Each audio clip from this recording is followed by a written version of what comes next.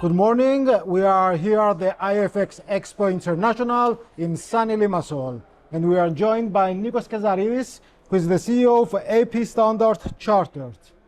Nicos, thank you for being here. Thank you for having me. So let's start at the beginning. What does AP do? AP is more of a boutique licensing and other services. We have offices in Seychelles, Mauritius, Cyprus, and one of the partners of AP Standard Chartered is a lawyer where we also have a law firm. So we are able to offer a truly one-stop shop for somebody that is looking to establish a regulated license in as a brokerage, crypto, or gambling in any jurisdiction. And also we are able to offer the ongoing services that are required afterwards. For example, compliance, accounting, auditing, legal. You said you are a one-stop shop. Is that your unique selling proposition? What differentiates you from the competition? What differentiates us? Yes, we are truly one-stop shop, and this is my mentality when I had the dream and the idea to establish this, because currently you will find a lot of service providers, myself, very well reputable, especially in Cyprus, Mauritius, Seychelles, but none of them is truly a one-stop shop. And I give you a simple example. In Seychelles, for example, in order to be able to offer also the local services the regulator requires, you have to be a management company, meaning you have to be regulated as well by the regulator FSA, and you have to adhere to the same standards as a brokerage license or any other licensee. Our company, AAA Management Services, actually on the 20th of June, we are celebrating 20 years of presence in Seychelles. So we are regulated for 20 years by Seychelles. So we are able to offer these services without having to go to somebody else. And by doing so, obviously you have to add your markup and all that. So we are able to offer these services at much more competitive prices. Okay. You've mentioned a bit about how different jurisdictions demand different standards. And we are in a very complex regulatory environment right now. What are the biggest challenges that brokers face on the global stage? Bigger challenges. I mean, it depends also on the jurisdictions. Obviously, there are challenges and are becoming more and more these challenges. For example, if you're talking about Cyprus, regulator became very strict. So, and also the requirements that you need to have in place when you have a license here are much higher now, meaning higher costs. We have clients that they hold licenses from Cyprus, let's say, and they're looking to sell it because it's not worth it. We have clients that they are reluctant in applying for fresh license because now in order to apply, you have to have everything in place before you are approved. But it takes almost a year, sometimes 2 years, we hear. And imagine somebody having to pay 30,000 operational costs and not having a license to operate.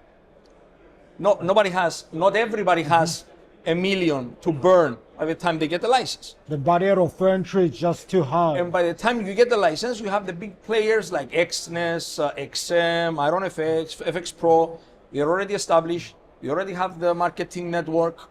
So for you to compete with them, you need much more. Going to another regulator, for example, again, Seychelles. Seychelles now is imposed, let's say, to have a local director. People don't know this, but Seychelles is barely 110,000 population. 70% is below poverty. You're talking about 30,000 people are educated. However, about 2,000 to 3,000 are in this industry. The regulator, to approve a local director, they need to have previous C-level experience. Who has a C-level experience? The talent pool is so small. And I know it because I've been there 20 years. On top of it, the local director cannot be a director in more than 2 companies. It's correct, I understand it, it's acceptable. But when you are lacking the pool, the quality, the quantity, how do you put that requirement? Whilst it should be more like Mauritius. Mauritius requires 2 local directors, but those 2 local directors can be in 100 companies because they are non-executive. It's not like executive.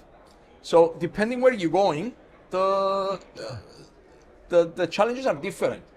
But I see like a coordination. where all these regulators, like they follow each other on different levels. Okay. I mean, SAISEC already had the local directorship requirement long time ago. Seychelles implemented it now. Now they require a local office as well. Mauritius is following on the other hand, that they issue crypto licenses, but they don't recognize crypto as a form of deposit, which reminds you SAISEC. So everybody is, I see they're following the path of other regulators. The problem is, and I also had this discussion with the regulators, because very often we go visit, sit down with the regulators, have discussions to understand. And one thing I proposed to SAISEC, to Seychelles regulator, why don't you all sit together and chart a common path, and at the same time, like SAISEC, banks don't recognize crypto. Yep. When you are required to have a local bank account to apply for a license, why not sit with the central bank and find a common path? So these things, I believe, they're gonna get worse. It's not gonna get better. I'll tell you that much. It's all about communication. They need to sit down. And on the other hand, sorry to prolong it, you have UAE. UAE is not trying to reinvent the wheel. UAE, they issue licenses, crypto licenses, whatever. But they got a framework that is already applicable to them, and they improve it as they go and as they face challenges. So instead of trying to solve all the problems, and then, like every other regulator, they said, okay, we start with what we know, and we adjust Step by step. Step by step. That's why the last 5 years, like you see even big brokers, why do they go to UAE? Why everybody's, it's like, it's not even a marathon, it's like a sprint. Who is gonna be the first in UAE? Who is gonna have the first license in UAE of whatever is in license it is?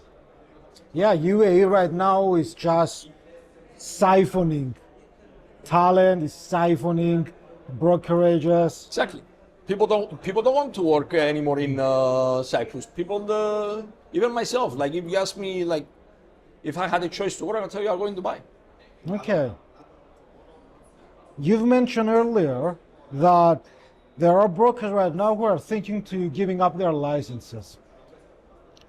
Taking it from the other side, if you want to enter into Cyprus or any other regulated market, what's better, or what's the difference between starting from scratch or acquiring a licensed entity?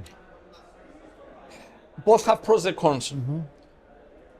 The pro of acquiring a ready-made license, assuming it's already set up, the infrastructure, it's already set up.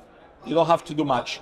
However, still, the shareholding change sometimes takes 3, 4, 5 months, and I'll tell you from experience, exactly a year ago, we had an acquisition of a client our client, they bought a SAISEC license, exactly a year ago, and it took him almost January 2026 to be approved. Not because he didn't qualify, not because he didn't have the documents, because we're entering holiday season. And the excuses we were getting, the board, they sit down every first Thursday of the month, whatever. We don't have enough people because the guy is on vacation. The person that is reviewing the file is only one person is SAISEC, but she's away for a business meeting. That is the problem that SAISEC is facing. The long, unnecessary waiting periods. A shareholder change shouldn't take almost the same time as a fresh license. So a lot of people, they say, okay, and don't forget, like, although they are not approved as shareholders, 90% of the time, they have to undertake the operation costs. Okay. And they don't have a choice to minimize the operation cost in order to mitigate the expenses, let's say, until they are approved. They have to undertake what is already in place. So if they are buying a company that has 50, 60,000 operation cost, so it's deterring on that end as well. On the other hand, applying fresh, you can set it up the way you want to set it up. You can set it up with a minimum skeleton personnel. But yet again, it takes a year because we have a lot of holidays, and the SAISEC, I'm talking about SAISEC, is limited. The personnel is very limited. And if one person is away, that is the person is going to make the decision, everything holds. Everything holds. Okay. There is a demand on our end, there is a demand from our clients now for Greece. Although the legislation has been there since CISEC period, Greece over the last couple of years started like being the up and coming Okay, CFD, FX. license, similar, exactly like CISEC, less requirements, less headaches, and when they tell you 6 months, it's 6 months, because the difference we found out, it's in their legislation, the 6 months. Okay. In 6 months, they have to give you, 6 to 8 months, I believe, they have to give you an answer, either yes or no. CISEC, on the other hand, they tell you 6 to 8 months, you're gonna get an answer, but it's not like somewhere written as a law, as a legislation, where you can go and say, hey. So they value the certainty of knowing that at least in 8 months, they're gonna know if we're gonna operate here or not. Yes. Yeah, that's very interesting. And they don't require you to have everything in place and pay before I give you the license. And also they don't require you to register a company before I give you the license. Okay, so it's a much more streamlined. CISEC, you have to incorporate a company. Then you apply for a license. In the meantime, operational or no operational, after January 26, also the registrar imposes that you file monthly, quarterly VAT reports, tax reports, so you need accounting. Okay, that's very interesting about Greece being an up-and-comer in the industry. I'm talking about our end. Okay, let's stay on the same topic. You start from scratch. What are the common reasons a regulator will reject your application? So far, we didn't have any rejections. We had delays. Delays in the sense that maybe the shareholder, their source of wealth is not as clear cut, like where they're getting their funds. But I'm gonna be like as I said to everybody, I'm gonna be the bad guy on this end. Like nowadays, a lot of people, like, it's not like it used to be before. Like our source of wealth was very straightforward. Okay, I was working, here's my bank account, I'm saving the money.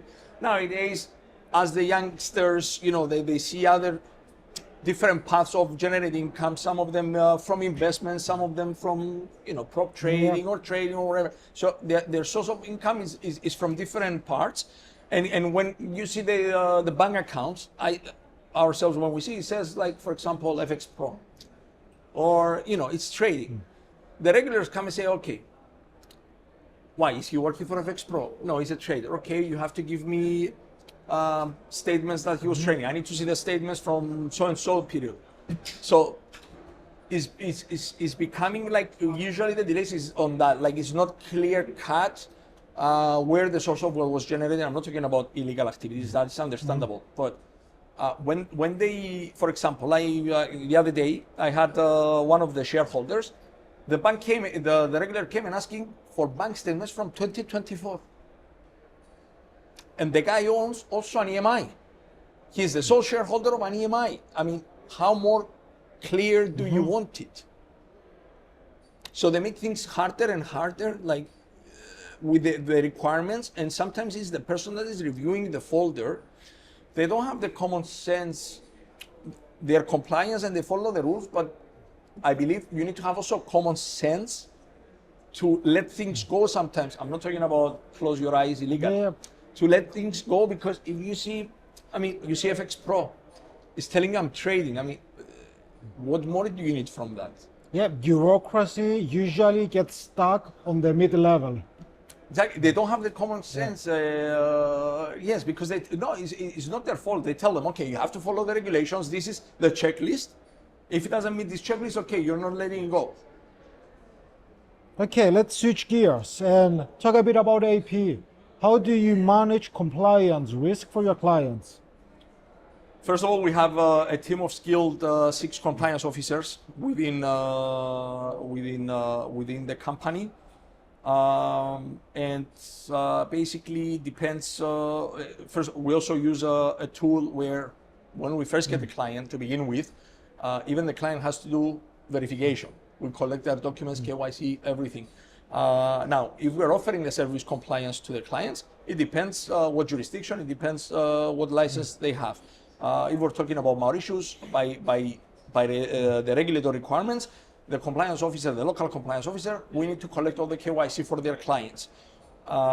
In Seychelles, we don't have to do, they have to give us, and we do the submission of the reports. However, we assign a compliance officer exclusively for the clients to always discuss on a daily basis, weekly basis with their compliance team, anything. Whether they want to start onboarding clients, let's say from Indonesia, what they need to accept from Indonesia in order to mitigate the risk before it becomes a necessity. That's how we try to manage the risk, by always having constant communication with the clients, understanding if they want to expand in different countries and what they should request in order for them to be protected. Okay. And let's say a broker wants to expand globally, or maybe from one region to the next. What would be your recommendation? What's the first thing that they should keep in mind? We always see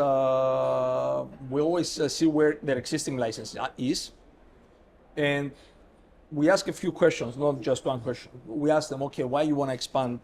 Why you want this license? Some people, they just come to get the license because they see, for example, XNS has 50 licenses, or XM is another 40 licenses, and they think the more licenses, the better prestige, the better clients that is going to bring them. Not necessarily. For us, we need to understand why they want the license. We're not the type of company that we would sell a license or charge a company to get them a license, just to charge them and get a license, when it's not going to be useful. So, for example, if a client has a license in Cyprus, and they tell me we want a company also a license in Greece, for us the answer will be, you don't need it. You're already established in Europe. You have an ESMA license already. You're already established in Europe. Now, if they say I want Mauritius, I would speak to them and understand why they need the Mauritius. What kind of clients you want to onboard under Mauritius? Because the clients you want to onboard in Mauritius might not be acceptable, but might be acceptable in Seychelles. And why we say that? Because Mauritius, for example, follows the US sanction list. Seychelles follows the UN sanction list. What that means, you can even accept Iranians, you can accept Russians, Ukrainians, as long as now Iran is in the US, in the UN sanction list. But so we need to understand what is the purpose of doing it. Somebody might say, because we want to onboard clients and deposit with crypto. Mauritius, not as crypto friendly, and the only way you can do that, you have to use a PSP that is licensed crypto PSP. Seychelles is crypto friendly. They're okay with it. So we always have a discussion. It's not just ask one question. We have a discussion to understand the reason behind that additional license. Your actual needs. The actual needs. Trust is not easy to come by, right? So why would a client trust AP with their services? First of all, we're always there with the clients. And as I say personally to clients, I'm not saying any other company is not, but for us above all is the customer support above anything else, and the ongoing support. As I say to client, every single client of mine, and anybody is free to ask them, they have my personal phone number. My personal, not my work. And I tell everybody, when things go bad, come to me. When things go perfectly fine, don't bother me. Because every single client, as I said before, they are appointed to a compliance officer, to an account manager. They have their emails, personal phones, WhatsApps, whatever. And I create groups, and I'm also in the groups. Although I don't respond, I only show up and I only respond personally as the CEO, as Nicos, when something doesn't go right. So why they trust us is because they know the CEO, and you don't find that in the majority of the companies, let's be honest. You don't find the CEO or the owner to be there. On top of it, 8 months of the year, I personally travel and visit my clients. I personally travel and visit my clients in person to ensure that everything is going fine and they don't have any requirements.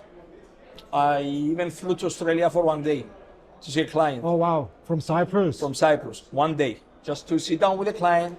I come back. Tomorrow I'm actually leaving, I'm going to London just for the day, sit down with 2 clients that are there and come back. Australia is more impressive than London. I don't mind doing it. I've been doing it I've been doing it since 2004. So you're practically living in an airplane. Yes. Sometimes. One of my clients actually has a saying like that, I live off a suitcase. I do that. Nobody else is doing it. I don't know if I was going to be able to do that. So you can ask my clients, Yeah. I do that. Okay, let's wrap this conversation up. We already touched on this a bit, but in a few words, where do you see the industry going in the next 2 or 3 years? Listen, industry will always evolve. Just as if you remember, we had the call centers, and then after the call centers back in 2018-19, no call centers, but then we started establishing IBs and these academies. Those academies became prop trading, and over the last couple of years, it's like the frenzy of prop trading, and now they're trying to regulate prop trading. The next big thing, I believe, it will be the prediction markets.